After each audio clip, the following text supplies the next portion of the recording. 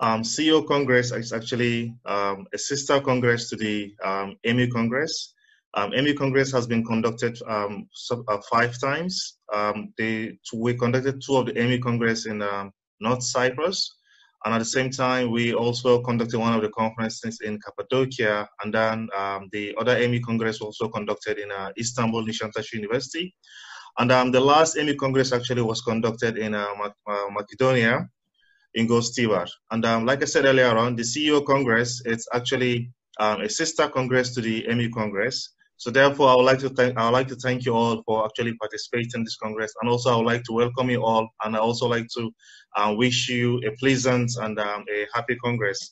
The CEO Congress actually entails participants from about 29 countries. And so now as the next step, I would also like to invite Edina Brutus, the founder of International University of Gorazde University, Bosnia.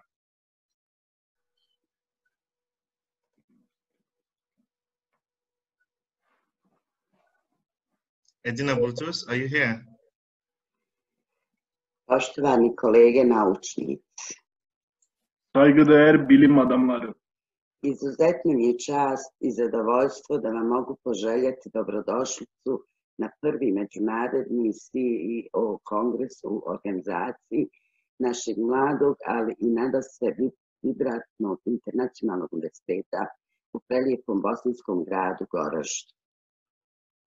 Sizleri Bosna'nın güzel şehri Gorazde'de genç ama her şeyden önce canlı uluslararası üniversitemiz tarafından düzenlenen ilk uluslararası CEO kongresinde ağırlamak benim için büyük onur ve mutluluktur.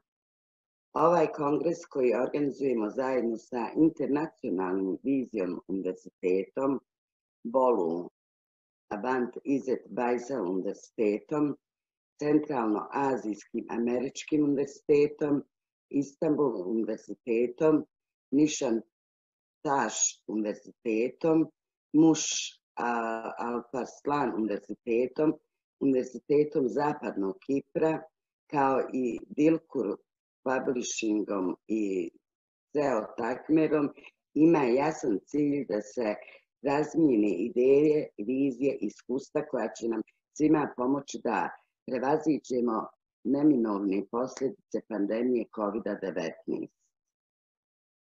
Uluslararası Vizyon Üniversitesi, Bolu Abant İzzet Baysal Üniversitesi, Orta Asya Amerikan Üniversitesi, İstanbul Üniversitesi, Nişantaş Üniversitesi, Muş Alparslan Üniversitesi, Batı Kıbrıs Üniversitesi ve Dilkur Yayıncılık ve CEO Tekmer ile birlikte düzenlediğimiz bu kongre ve Kent Üniversitesi, hepimizin COVID-19 salgının kaçınılmaz sonuçlarının üstesinden gelmemize yardımcı olacak fikirleri, vizyonları ve deneyimleri paylaşmak için net bir hedeftir.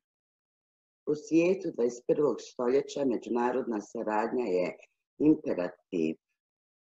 21. yüzyılın dünyasında uluslararası işbirliği bir mecburiyettir.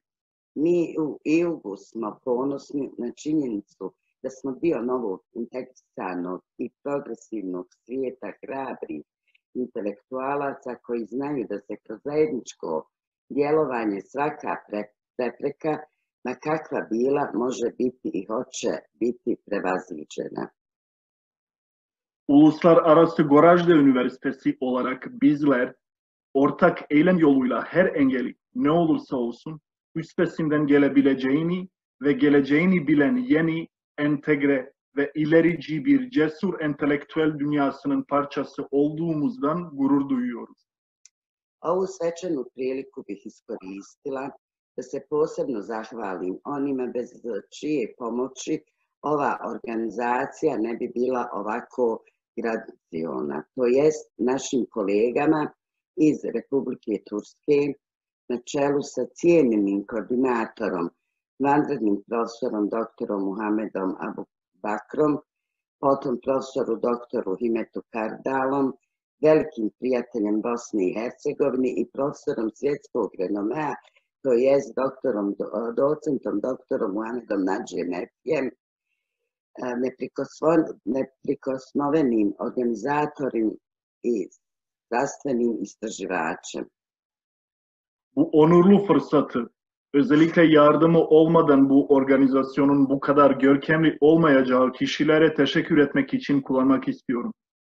Türkiye Cumhuriyeti'nden meslektaşlarımıza Sayın Koordinatör Dr. Muhammed Abu Bakır önderliğinde Profesör Dr. Himmet Karadal, Bosna Hersey'in büyük bir arkadaşı ve dünyaca ünlü bir profesör ve de tartışmasız bir organizatör ve tutkulu bir araştırmacı olan Sayın Doçent Dr. Mehmet Naci Efe'ye teşekkürlerimizi borçluyuz. Dragi prijatelji, želim da vam zaželim svu sreću u radu, da vaši zaključci doprinesu našim društvima i našim državama i da vaš trud i rad bude prepoznat i vrednovan u cijelom svijetu. Sevgili dostlar, çalışmalarınızda başarılar diliyorum. Sonuçlarınızın toplumlarımıza ve ülkelerimize katkıda bulunmasını, çabalarınızın ve çalışmalarınızın tüm dünyada kabul görmesini ve değer görmesini diliyorum. Hvala vam što ste izdvojili vaše cijenjeno vrijeme za ovaj program i proglašavam prvi CEO kongres svečano otvorenim. Bu program için değerli zamanınızı ayırdığınız için teşekkür ederiz ve büyük memnuniyetle ilk CEO kongrenin açıldığını ilan ediyorum.